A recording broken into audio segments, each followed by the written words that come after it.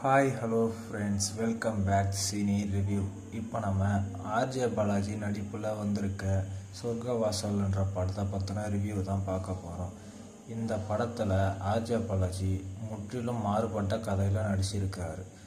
உண்மை கதையை மையமாக வச்சு எடுக்கப்பட்ட இந்த படம் எப்படி இருக்குன்னு பார்க்கலான்னு வாங்க. மெட்ராஸ் மத்திய சிறையில் கைதியாக இருக்க செல்வராகவன் சிறைக்குள்ளே இருந்துக்கிட்டு ஒட்டு மொத்த சென்னையும் ஆட்டி படைச்சிட்ருக்கார். கட்ட பஞ்சாயத்து, போதை மருந்து என எல்லா குற்றங்களையும் செய்கிறாரு.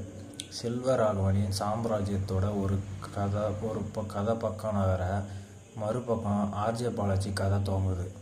கையேந்தி பவன் வச்சு நடத்திக்கிட்டு வர ஆர்ஜே பாலாஜி புதுசாக ஹோட்டல் திறக்கணுன்ட்டு, தான் லவ் பண்ணுற பொண்ணை கல்யாணம் பண்ணட்டும், அம்மாவை நல்லா பார்த்துக்கணுன்ற கனவோடு இருக்கிறாரு. இந்த சமயத்தில் திடீர்னு போலீஸால் கைது செய்யப்படுறாரு பாலாஜி.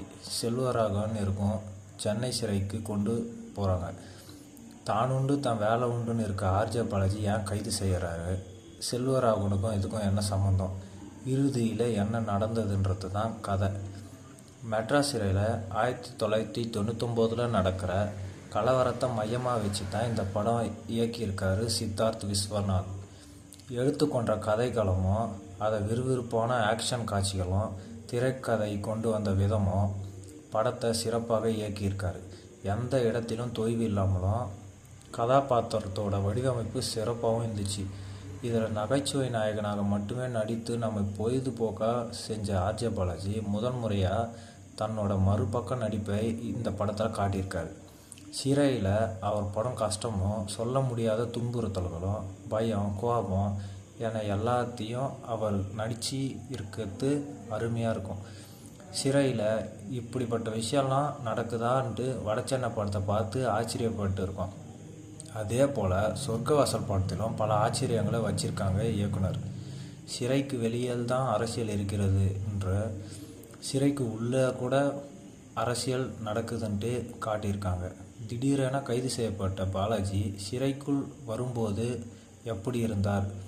இந்த சிறை அவரை எப்படி மாற்றிச்சு? இதனால் அவன் வாழ்க்கையில் என்னென்ன, இறுதியில் அவருடைய எண்ணம் மாறிய விதம் என அந்த கதாபாத்திரத்தோட ரசிக்கும்படியாக இருக்கும். செல்வராகவன், சானியா ஐயப்பன், நட்டி நட்ராஜ், பாலாஜி சக்திவேல் போன்ற நடிப்பு பக்கா. பின்னணி இசை படத்தோட மிகப்பெரிய பலம். ஒவ்வொரு காட்சிகளும் மிரட்டலான பின்னணி இசையை கொடுத்துருக்காரு இசையமைப்பாளர் கிறிஸ்டோ சேவியர். ஒளிப்பதிவு, படத்தொகுப்பு, டெக்னீஷியன் விஷயங்கள்லாம் சூப்பர். ஆனால் இந்த படம் த்ரில்லர் ஆடியன்ஸை தவிர அனைவருக்கும் கனெக்ட் ஆகுமான்றது தெரில. அதுவே இப்படத்தோட மைனஸாக அமைஞ்சிருக்கு.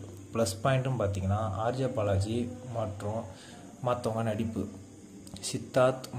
சித்தார்த் இயக்கம் மற்றும் திரைக்கதை, கதாபாத்திரங்களின் வடிவமைப்பு, பின்னணி இசை. மைனஸ்ன்னு பார்த்திங்கன்னா அனைவருக்கும் இப்படம் கனெக்ட் ஆகுமா என்பதே படத்தோட மைனஸ் பாயிண்ட்டு. மொத்தத்தில் சொர்க்கவாசல் எதிர்பார்க்காத நேரத்தில் திறக்கும். அது பயன்படுத்தினால் வரம், இல்லை என்றால் அது சாபம்.